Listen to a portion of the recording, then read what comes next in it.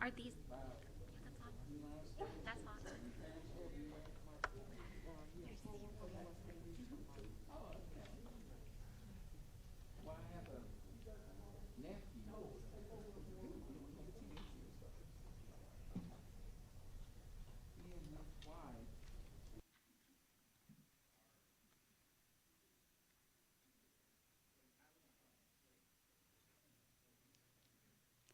Good evening, everyone. Thank you so much for coming tonight to this wonderful event.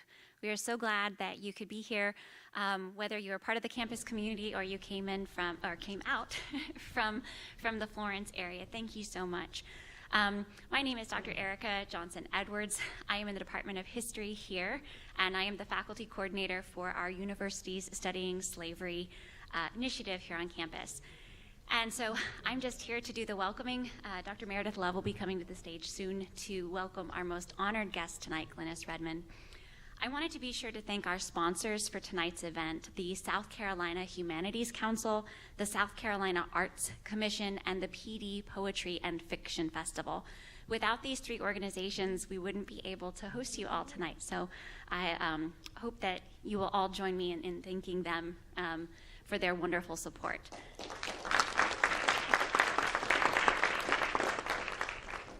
Without any further ado, I will welcome Dr. Meredith Love to the stage.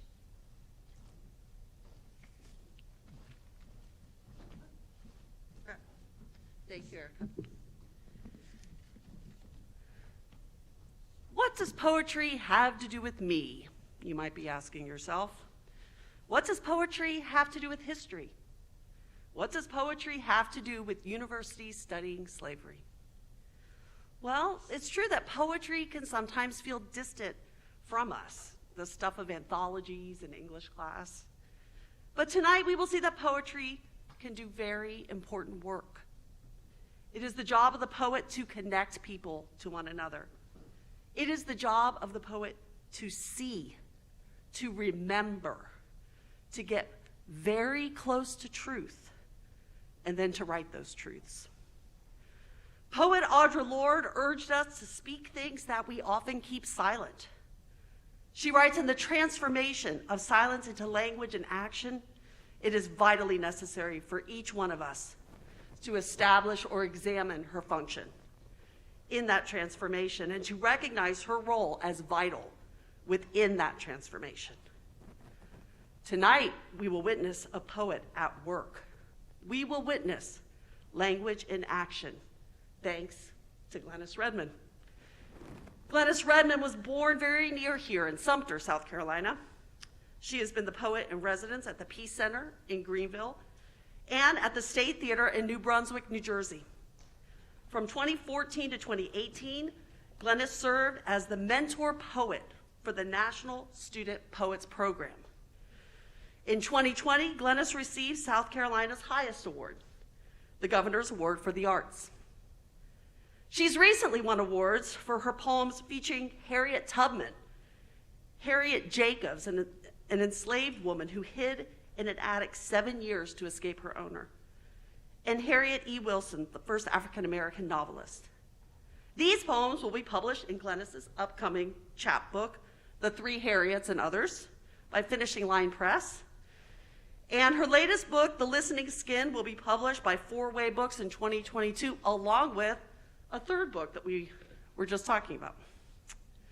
As the road warrior poet, Glenis is on the move, motivated by a desire to teach and to uplift the voices of young poets. It is fitting that we begin the University Studying Slavery initiative by learning from Glenis Redmond. Glenis, we are honored to welcome you tonight to Francis Marion University.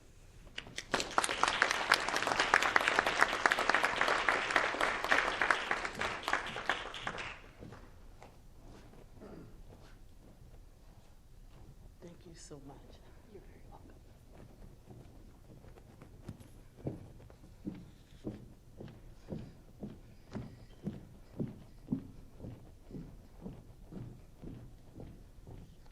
Good evening, everyone.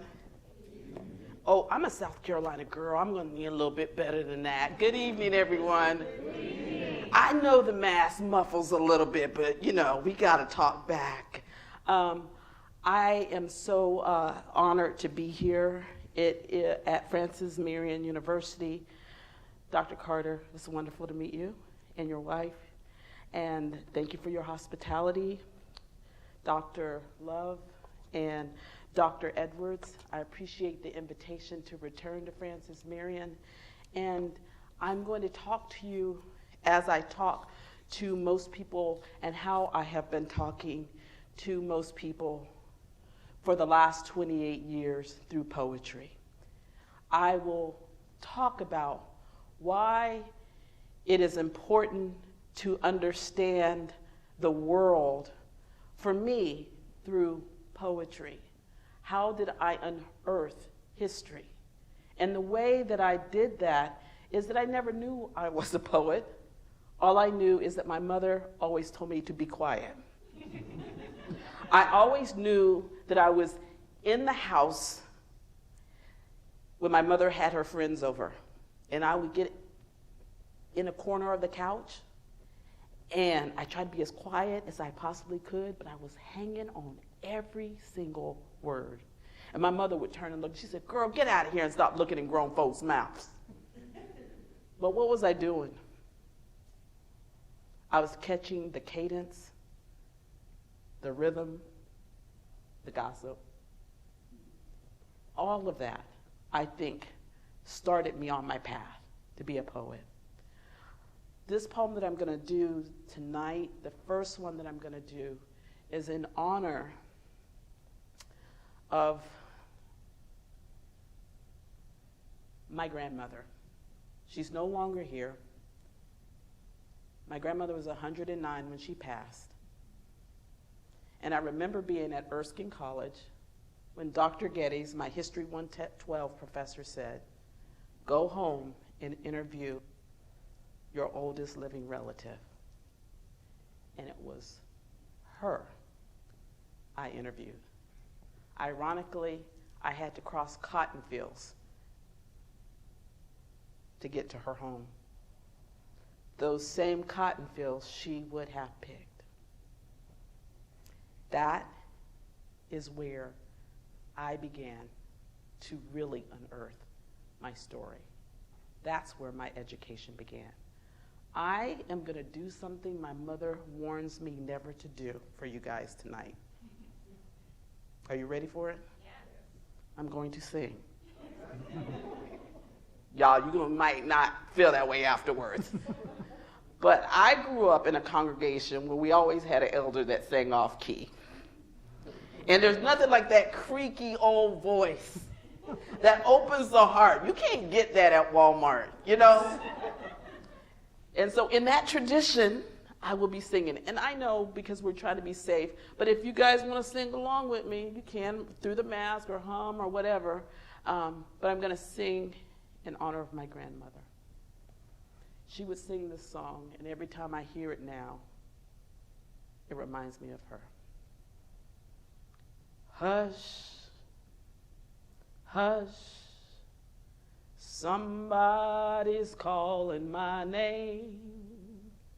Hush, hush, somebody's calling my name.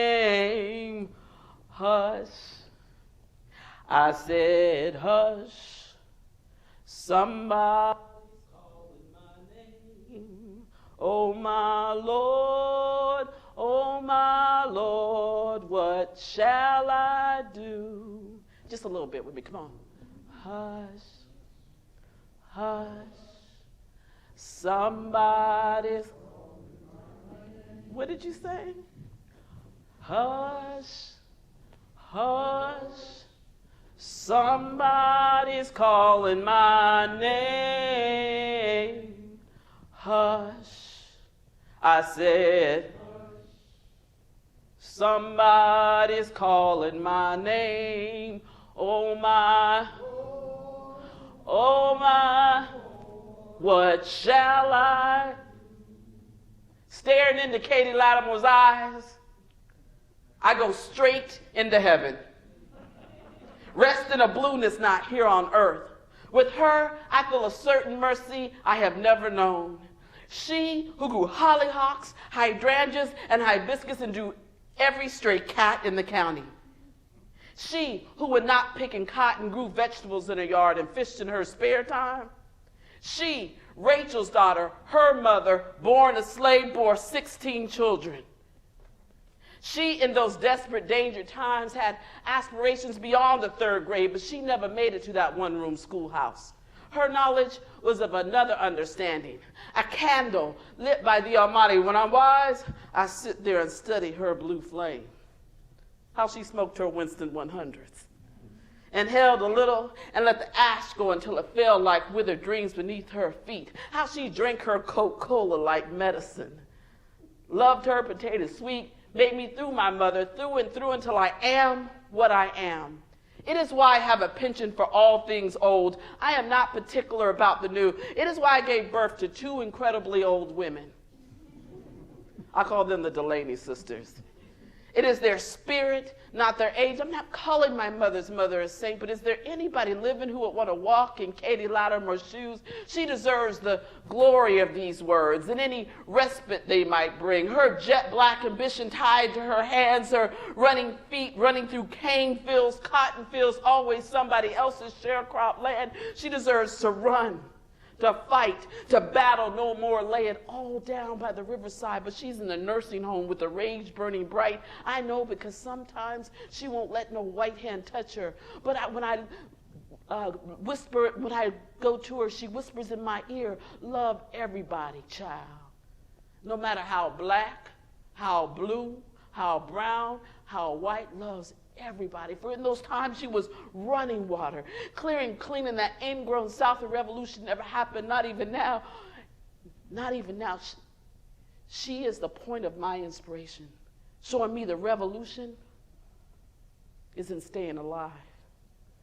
I am not sure what happened to her. 109 years of living in the South. I only know she is closer to God than anyone I ever known.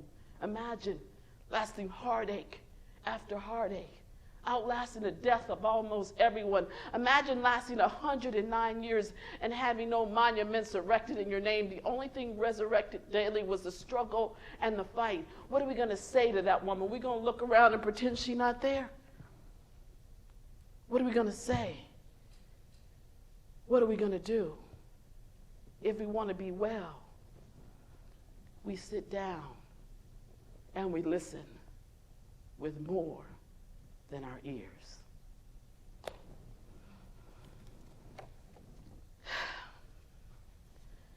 I am simultaneously haunted and proud of my South Carolina lineage. I'm an Air Force brat, born on Shaw Air Force Base. I'm the only one of 5 born in South Carolina. My brother before me was born in Évreux, France. So you know how that went. Where are you from? Évreux, France. Where are you from? Sumter, South Carolina. For the longest time, I couldn't reconcile that, and we moved back to the South in 1976. And in 76, in Piedmont, South Carolina, it felt like the civil rights movement had not happened. And I had to start reconciling. How do I make sense of my South Carolina history? Well, 10 years ago when my mother got sick, I had been living in Asheville, North Carolina, raised them, my twin daughters there. And I said I would never come back to South Carolina, but you know that phrase, right? Never say. My mother got sick, what did I do? I came home. And when I came home, South Carolina just opened its arms to me. It was as if it was saying, where have you been, child? You have stories to unearth, and you have stories to tell. So I hope that you'll go on this journey with me. I am going to read some poems from my latest book called What My Hands Say. The first one is a very short poem. And when my grandmother died, I was working on my master's, and I had gotten some messages that, it wasn't cool to write about family. Then what my response was, I'm not cool then. And my grandmother passed while I was getting my master's. And I didn't know if I could finish. I took a semester off. But I had this moment where I was sitting in my office, and I thought I was going to give up. I had my head down. I was full of grief.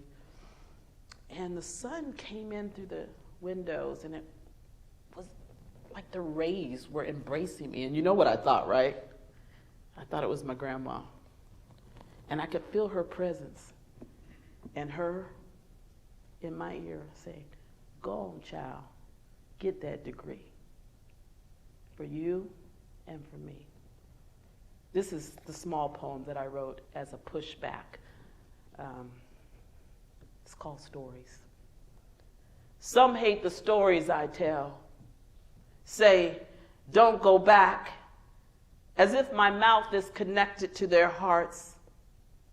My head bowed, eyes intent on the stitch, not busy with blame.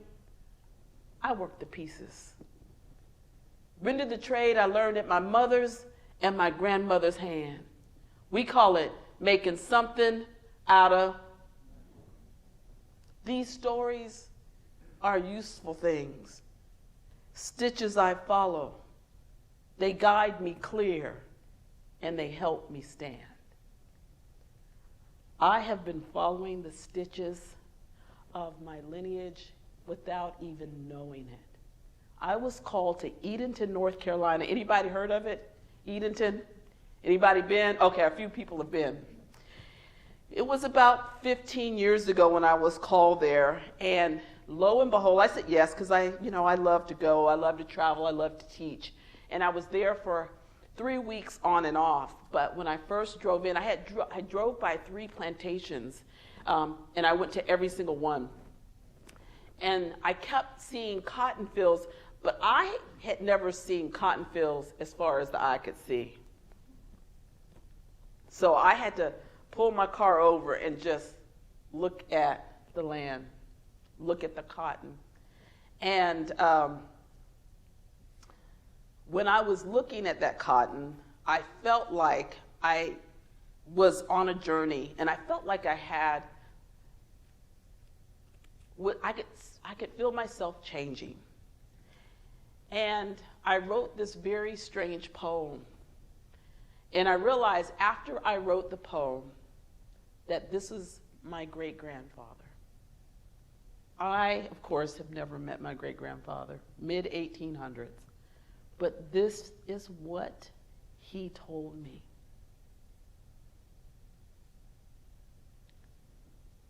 My hands say pick, plow, push, and pull. Because it learned to curve itself around every tool of work. The muscles say, bend yourself like sky. Coil blue around both sun and moon. Listen, my back be lit by both. My hand got its own eyes and can pick and fill a cotton in its sleep. Don't mind the rough bumps, the callous touch. I work this ground like it was my religion. And my hands never stop praying. Some folk got a green thumb. Look at my crop and you'll testify my whole hand be covered. I can make dead wood grow. I listen to my hand, it say, work, work will, though it comes to mostly nothing. This nothing is what I be working for. Come harvest time, I take the horse and buggy to town. Settle up. This is where my hand loses its mind and refuses to speak. Dumbstruck like the white writing page, the same hand fluid on the land. Don't have a thing to say around the pen. The same fingers that can outwork any man. Wilts. What if I could turn my letters like I turn the soil?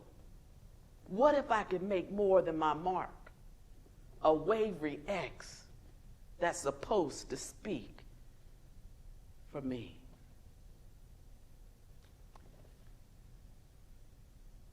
when I had written that poem, I went back to Asheville, and I was doing a reading, and I finally pulled it out. I hadn't done it for anybody because I was so afraid of it. And I pulled out, when I got finished, a poet friend of mine came up to me and said, Glenis, you know, we're poets and we write in verse, and do you know the Latin derivation of verse? He said it means to turn the soil. And I got tears because I can think about my grandfather signing in his name with that X, like a crossroad, me standing on one, him on the other, we intersect, and him whispering, great-granddaughter, great-granddaughter, speak for me. And I do think that that's the role of the poet. Because all the facts of my lineage, they're gone. Not all of them, but many of them, right? There are some things we can never access. So the poet stands in between, puts heart to ground, and come up with this work. And when I did the poem for my mother, she said, girl, how did you know him? I said, Mama, I don't know. And she would always, my mother always thought I was the strange child. Because I would, you know, when I was in there looking at her and her friends, because, I have these big eyeballs. I don't know if you can see them through these glasses. And my mama would say, when I'd be in there looking at her, because sometimes she would talk to me and I'd just stare, and she said, girl, get out of here and stop staring in my soul. I was that odd child. I was the artist already. I was seeing between the worlds, as they say. Did that make me strange in elementary school? You better believe it. Did it make me strange in middle school and high school and all in between? Yes, until finally poetry. And then I started to make some sense. I want to read a poem called, when my grandmother died, it's called On the Way to Grandma's Funeral. And I want you all to tell me, I'm going to give you the epigraph, and you guys tell me where the epigraph, what piece of literature you think this is from. The woods are dangerous. Anybody know? Guess. No guessing? You afraid? Who you think? Okay. Little Red Riding Hood, y'all. Okay. Usually people go, Frost. I think it's Frost.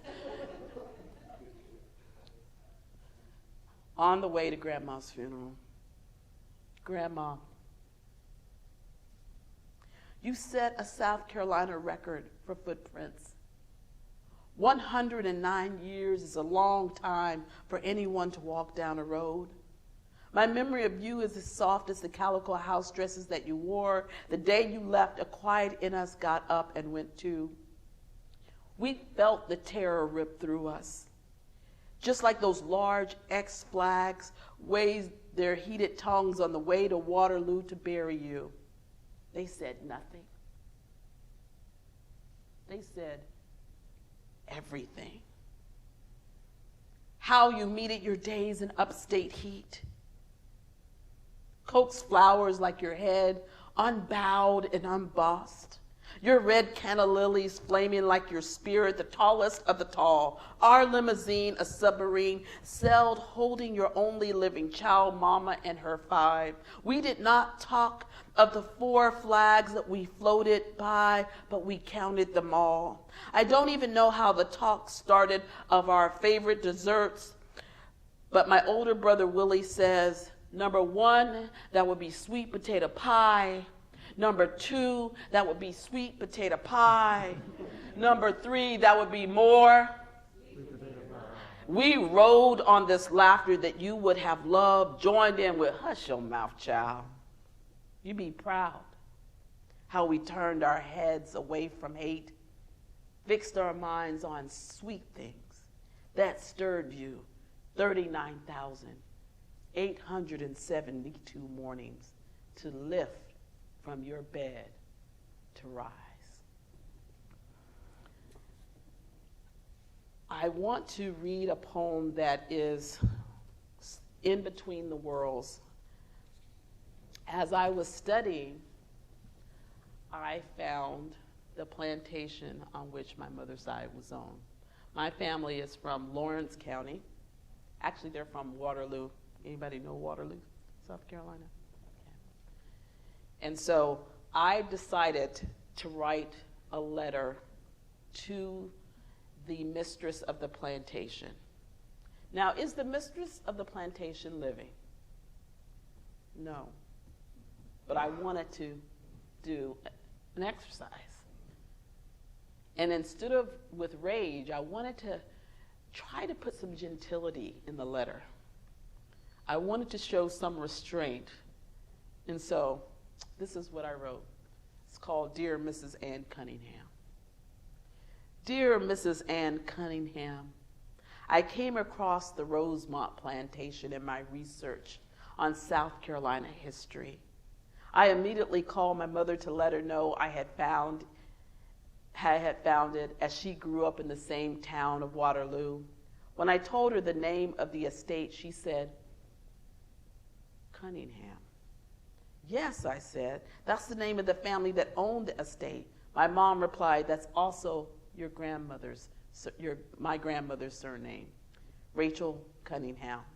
For the past 10 years, I have prodded my mother to tell me Rachel's last name, but she could not remember it until I mentioned the plantation, then she unearthed it. Mrs. Cunningham, there's no way for me to bring this up gently. I believe that your family owned mine. The truth no black or white person wants to hear or bear, but what I am offering it up, my face not turned away from this force, but I must tell you, though I appear bold, I am as broken as my family line. In me and in us, there's a deep well that needs to be filled. The words owned and owe, though they are only two letters from being the same, are worlds apart in their meaning, as are the two of us. Mrs. Cunningham, I am writing to you because I know that you hold your family dear. As I read of your work you have done to revitalize your family estate, I understand that you ran a similar campaign for Mount Vernon. As a dutiful daughter, I am doing the same for my family.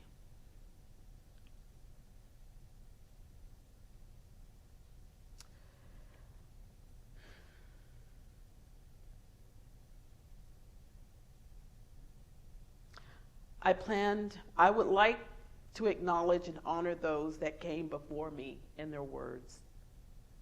I plan to leave my ancestors standing intact and with the dignity every person deserves. Mrs. Cunningham, I would appreciate your prompt response to this letter. Though almost 2 centuries separate us, I have nowhere else to turn, just your reply from beyond time. I would appreciate any information regarding my ancestors, ledgers, proof of purchase, anecdotes, especially keepsakes that remain in your possession,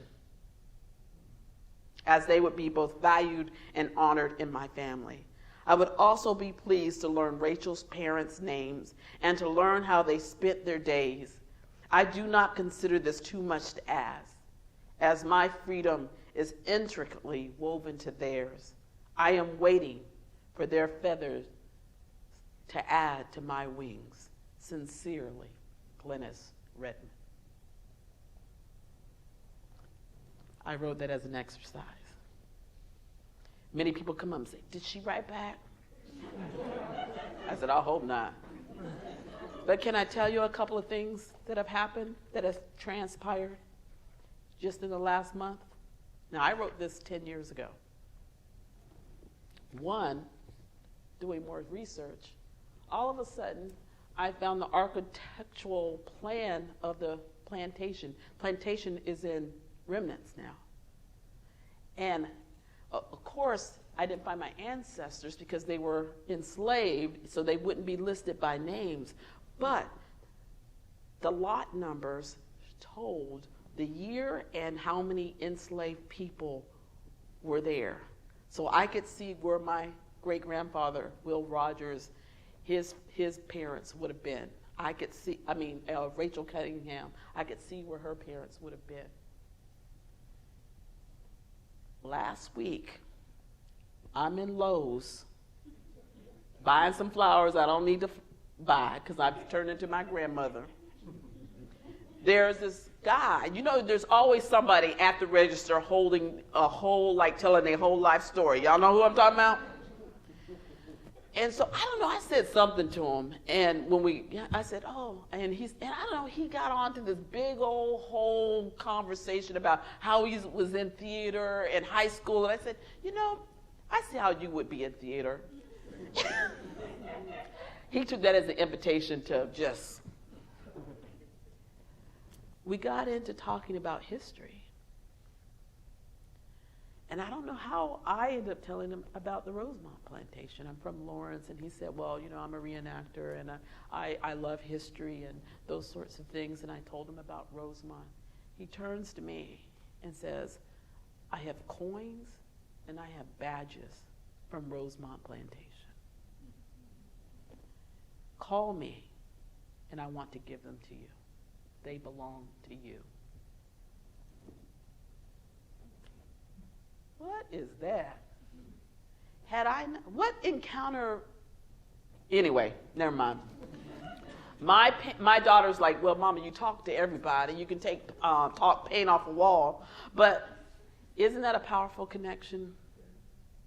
So I don't want to go over time. We'll do a few more poems for you. I want to do a poem for Rachel Cunningham because those lot numbers, that's what I'm looking at. Ann Cunningham was known as a premier botanist of the upstate. She brought in flowers from all over the world, but what I think about her as the mistress, that she probably didn't do that planting. Who did the planting? My ancestors, my relatives, right? And I just keep trying to go to those lot numbers saying, oh, I speak to me. What is it that you want to say to me? And so, but my mother says her grandmother was a very quiet woman. And she was also very different. In black families, you have people, we in one family, we could go from very white to dark, right? In one family, and all the same parents. And that was the case with Rachel Cunningham. She was the lightest in her family, but we also know that at some point, she is listed as mulatto in the census. So there is a story in between the story, right? And so I'm just trying to listen to great-grandma. She doesn't like to talk to me. Great-grandfather will talk to me a little bit more. So here's Rachel Cunningham, though. And I put an epigraph, may the works I've done speak for me. Great-grandma presses her memory down. Everything lived, child, ain't written. Every time I say, Grandma, speak, from the beyond she says, listen. My womb flowered 16 times. Each and every honey-colored footstep I took fell hard on the ground. I picked over my weight in cotton, as much as any grown man. Follow my life, and it will lead you down to where my bones are buried. Unknown in the soil of Waterloo, stand at the edge of my life. That blank slate with no recording, not even a tombstone, nothing that marks that I ever lived on this land. The same land I picked all my days. Find me and my story. Fill my empty slate, but let my works speak for me. And as I wrote this book is 2016, and in it I say her womb flowered 16 times. As I've been going through the research, my grandmother had 20 kids, actually. So her story just becomes more and more evident as I fall into the archives. I'm kind of like Alice in Wonderland. I just go down that hole and more things appear with her. I want to move my gaze from family to South Carolina history. I want to talk about a man who I became obsessed with No, not who I was dating. The 1800s. And my daughters are like, why are you so obsessed with the 1800s? It wasn't good for us. But I am obsessed about the 1800s because there are stories there that just keep pulling me back. And this man who I want to share just a few poems with you all is by the name of David Drake. Has anybody heard of David Drake? David Drake was an enslaved potter poet. What's strange about that combination? Enslaved? No. Potter? Is that strange? No. But what? Poet. Because what do we know about enslaved people? Right. What was he doing reading and writing? But we don't know for sure, but we do know his owner owned a printing press. Who do you think had to clean the printing press? David Drake. What was he doing while he was cleaning the printing press? Learning his ABCs, learning how to read and... Not only did he learn how to read and write, he became a poet. He wrote in couplets. Where do you think he wrote those couplets? On his pottery. Couplets on the rim of the pots. At the Art Museum in Greenville, there are over 13, 14 pots. More than the Smithsonian. They are powerful. One of his most famous couplets is, I wonder where is all my relations, friendship to all in every nation. What? You're not supposed to be reading? You're not supposed to be writing? And you put a missive of where your people are? That's very bold. Question I want to ask you, who are the people who are speaking to you? Familially and historically. David Drake just started speaking to me. My friend had said, she's a professor at University of Delaware, and she said, I think you should write about David Drake. But I was working on the Harriets. I was working on Harriet Jacobs, Harriet E. Wilson, and Harriet Tubman at the time. But every venue I went to, after she said that to me, somebody would say, hey, have you heard of David Drake? And the first time I said, yes, I've heard of him. Well, the third time I walked into a school and the teacher said, hey, have you heard of David Drake? I said, okay, David, I get it. And I was at Birmingham, and I was at a museum, and guess what the curator told me? She's like, we have a David Drake pot. You want to see it? I'm like, what is it? Do I have David Drake written on my head? So the other book that will be coming out are praise songs for David Drake. And I have spent the last 8 years with two university professors at Delaware, one who is a historian and one who is a choreographer. And we have been bringing David Drake to life. This name might seem familiar, Jonathan Green. Anybody know Jonathan Green? All right, it's his artwork. I'm writing poems to his artwork. This will be published by the University of Georgia Press, and it will come out next year. So I'm really excited. So I'm writing, Jonathan Green was a forerunner. He was painting David Drake in the 90s when none of us were even thinking about him. So here's the poem that I wrote for David Drake. First time I see a jar rise up, I be midwife into life. See how these pots and I be kin, dismissed to underfoot. I learned to turn and turn people the world with pots until 40,000 around me crowd, but everything I love, I lose. So I want what I mold to hold. Even my pots be full. One say, I wonder where is all my relations. Friendship to all in every nation. There are lanterns in my words. Every story got another story. Some call me Dave the slave. If that's all they got, I say lead the rhymes to me. When people look at me, a slave be the first excuse they use not to see me. I say, praise me. It won't fall on deaf ears. I catch praise like most people catch naps. I'm a 6-foot vessel of anything but ordinary, a one of a kind with the Carolina shine. I stepped out of the rules of cotton to master the potter's wheel. I take the wind that I can. With my mark, I make some mark. I sign my name Dave. I don't write slave. See if my pots and I spin history. See if they hold.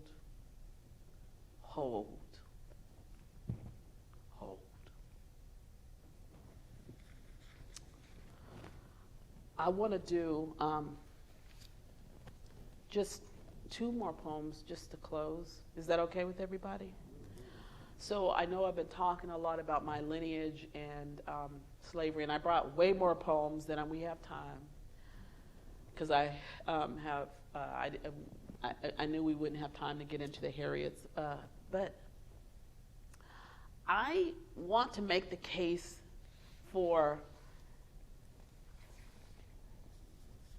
the arts and how they speak to us, how they speak beyond, how they caught me as a little girl in school. And I want to think about generational poverty and how I believe that's connected to slavery. I remember growing up, people say, why do you talk about slavery? Those people had nothing to do with you. You mean my family? I didn't know their names. And through the arts, through poetry, that is how I began to discover not just general history, but my specific history. The more I learned, the more I could enter any literature, the more I could enter history. I wish I would have known David Drake when I was in the 4th grade. He was only 50 miles from where I was raised. But did I know of David Drake? No. And there's a host of others, and that's why, as a poet, I show up and write the way I do. And it's why I go around and talk about people and place the way I do. I was one of those students that could have easily got lost. And I want to share 2 poems to close. This poem is called Head Start. Does everybody know Head Start? Yeah. Okay. I was a beneficiary of Head Start.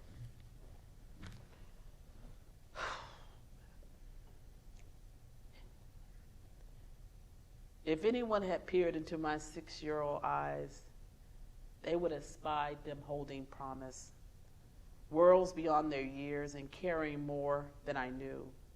I got a head start from Head Start, even though I didn't know I needed one. Our family, many paces below the poverty line. Get on your mark, get set, go. My siblings and me, beneficiaries of free breakfast, hot biscuits, juice, and cereal before school, free lunch, plates of whatever the cafeteria served. My sister Belinda walked me to aftercare to her middle school gymnasium every day. I remember the floor littered with hula hoops, batons. I remember the instructor's swan-like hands teaching interpretive dance and music swirling above. I remember how this moment of belonging caught hold. I remember this, the first time no one needed to instruct me of how and what. I just knew. I moved by heart and my heart flowered. I wish someone would have told me up to that moment, you, Glenis, are an artist. You have felt alone and you have felt like mismatched socks because you are a highly sensitive girl. Do not fret because that is your superpower. I believe my 2nd grade music teacher knew. She had us sing, get along home, Cindy, Cindy, get along home, Cindy, Cindy. He'll marry you someday. We sing at every class, just for me. Not because of my voice, because I sang horribly off key, but because I sang with my whole self, from braided plaits to Buster Brown big toe tap. Get along home, Cindy, Cindy, he'll marry you someday. I felt my music teacher reach out, affirming me. A sunflower brown button of a girl, what a little light will do. She saw me not as only a beneficiary of free breakfast and free lunch, but a classroom contributor. I still bask in that glow. Get on your mark, get set, go. Ironically, I was the fastest sprinter in the elementary school, gifted with fast twitch muscles, but I was flying with more than my legs. I was flying with a highly imaginative mind pushing me forward. You had to truly look to see I was more than our rickety, ramshackle 3-story home that our family affectionately called the Rat House. I was more than its condemnation. I was homemade plaid jumpers and rompers made by my mama's know-how hands. I was my daddy's play-by-ear blues, jazz, and gospel piano. I was Hit the Road Jack and Oh Happy Day. I was more than the frown faces drawn on my math test that I had hid in the crawl space of our house. I felt like a ketchup stain on a white t-shirt in my dyslexia. Which way do sevens go? What is the difference between D's and B's? Why can't I make my hands right? Why can't I make my brain compute numbers? I was more than my academic paralysis. I was the stories my teachers read out loud. I was my second grade teacher, Miss Kleinbacher, Buffont Blondeau, read us Ramona the Pest. Fifth grade teacher, Mrs. Van, read Beehive, read us The Hobbit. I was not subpar. I was not remedial. Though I felt squashed by thumb and foot, I was a daydreamer. I was a storyteller. I was the poet pen Miss Sargent's handed to me in the 8th grade. I was Mr. Candler's boldness. My 9th grade biology teacher saying, a black girl sat there last semester. She was a straight A student, and I believe you would be too. I became honor roll that year. Get on your mark. Get set, go. I believe what Mr. Candler told me, and I never looked back. Dust tracks flying out of Highway 25. He wrote my college recommendation. He died before he could see me, the first in my family, graduate from college. All these moments jump-started me to become a dancer and a poet, taught me as a teacher, an artist, to look into a student's eyes. No, it's not the words students say. It's what their eyes emanate.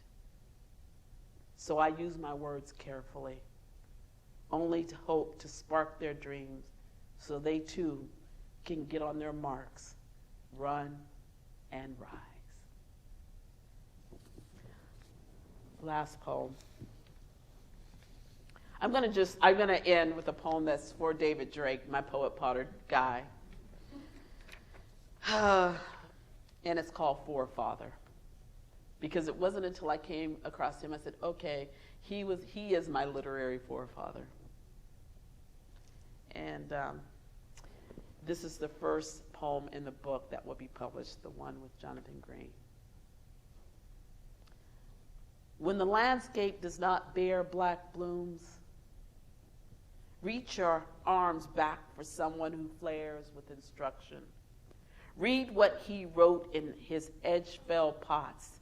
This noble churn, fill it up and it will never turn.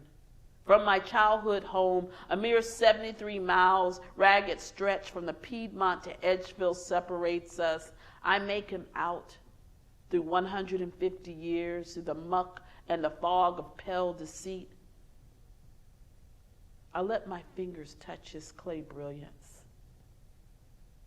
See him, a solid figure, a South Carolina son, a literary father with no daguerreotype. I conjure his visage spinning, both verse and vessel.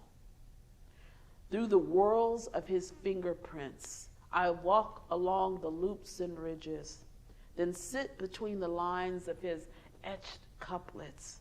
Press ear to the hum of hardened clay. I hear him say, empty yourself. Pry these tight spaces open. Listen to the mountains and the valleys of what I've withstood. Hush, hush, somebody's calling my. Hush, hush, somebody's calling my name. Hush, hush, somebody's calling my name.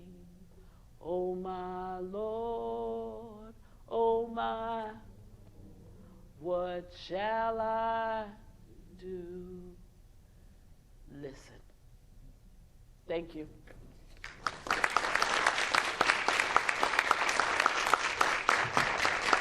Oh, y'all are too kind. You are too kind. Thank you. Thank you so much. Is there going to be a Q&A now, or how does that work? Do I stay here, or you want me to go down? I'll stay here. Okay. Okay. Okay. Wow. Thank you. Thank you so much.